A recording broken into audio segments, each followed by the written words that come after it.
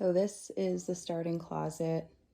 Originally there was a door here, but it would smash into this door, which was stupid. And this closet is way too small to have a door going inward.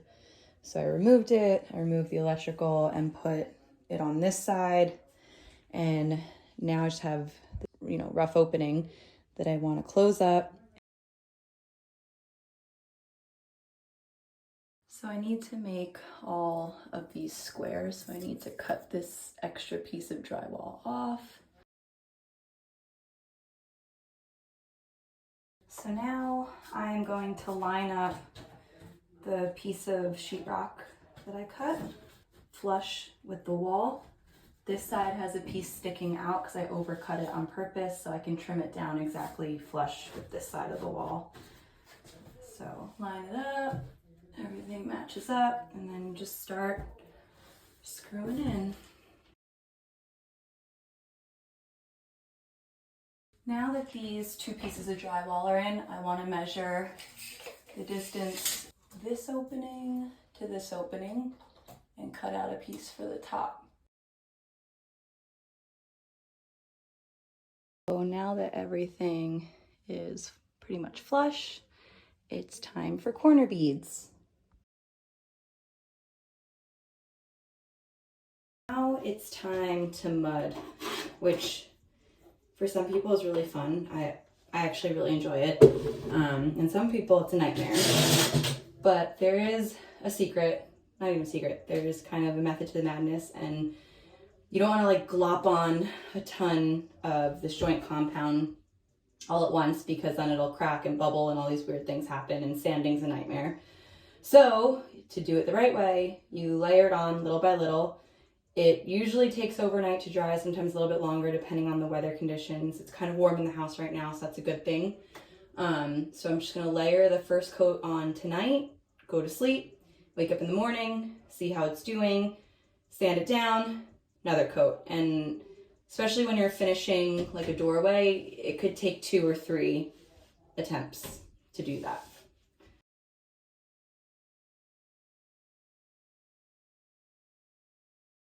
Basically, you want to fan it like thick to really thin so it makes it level and your sanding isn't hell. All right, so this is the first layer. It might bubble, it might crack. Actually, it probably will crack. I actually had to lay it on a little thicker than I wanted to because certain areas were very unlevel, and you essentially like the corner beads are supposed to make that 90-degree angle, and like sometimes a rough opening isn't cut. Sometimes this side's like 81 and this side's like 80.75. In the end, you have to, that's what this mudding is for, is like to make it level, but to also make it look level. So like certain areas over here, I had this like C sort of bow and I had to just lay the mud on pretty thick. We'll most likely see some cracking. So I finished mudding this around 9 p.m. last night, and you can see the white area. That's where it's dry, and that gray means it's still drying. I figured that would happen because I had to lay it on pretty thick, but so far no cracking, which I am so surprised about. I really thought this would crack. So we're on like hour 13 or 14 of this drying, and it's drying a lot quicker than I thought it was going to from when I woke up this morning. In the meantime, while I'm waiting for this mudding to dry, I'm actually going to take the time to properly hang this closet system I had made originally.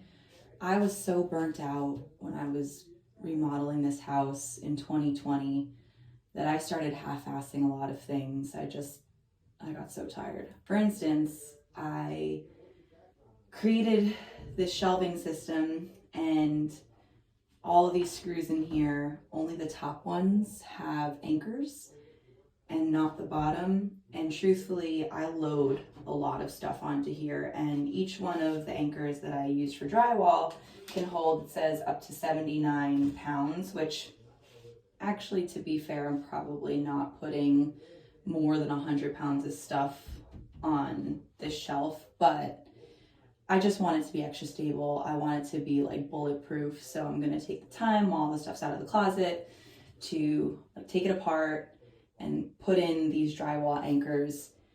So this is just a lesson that you should do things right the first time.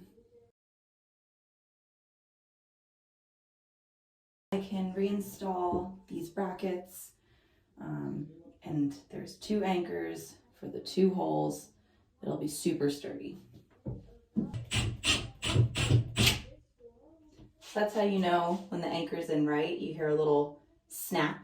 The anchor basically goes in straight like this, and once the screw goes in far enough, it kind of opens like that, and that's how it holds against the drywall. And you don't want to screw in too deep just yet, just because you want to be able to slide the screw through the big part and then slide it down, and then you can secure it.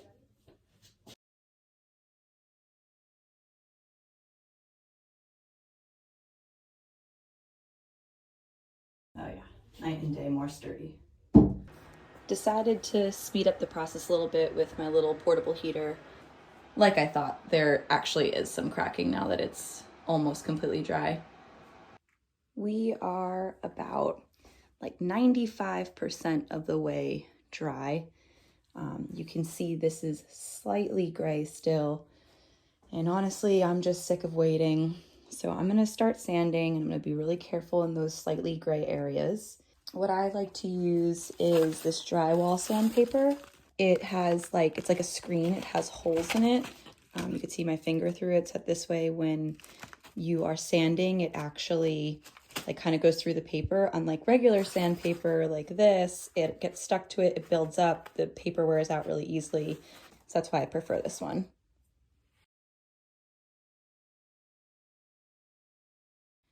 Okay, sanding is done. But I still need to re-mud in certain places. For instance, right there, up there. That's where there were cracks and some bubbles. So that's why cracks aren't great, because especially like this one, deep ones, they go as far in as all the way through all the joint compound, and you have to do it again, make it flat, sand it out. Other than that though, it actually did fairly well for as thick as I had to put it on. The gray is the second coat of mudding that I did. So just picked out little spots that needed some TLC. It wasn't a lot, and it's a very, very thin layer. This side was actually pretty good. So that'll dry very quickly, and tomorrow I can sand again and texture. I currently have my compressor set up with wall texture in here. I taped up and put plastic everywhere to try and prevent as much mess as possible. So here we go.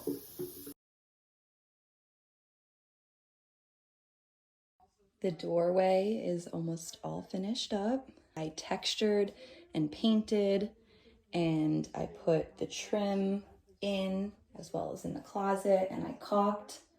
Now I'm just waiting for it to dry so I can paint the trim. It's done. My closet back.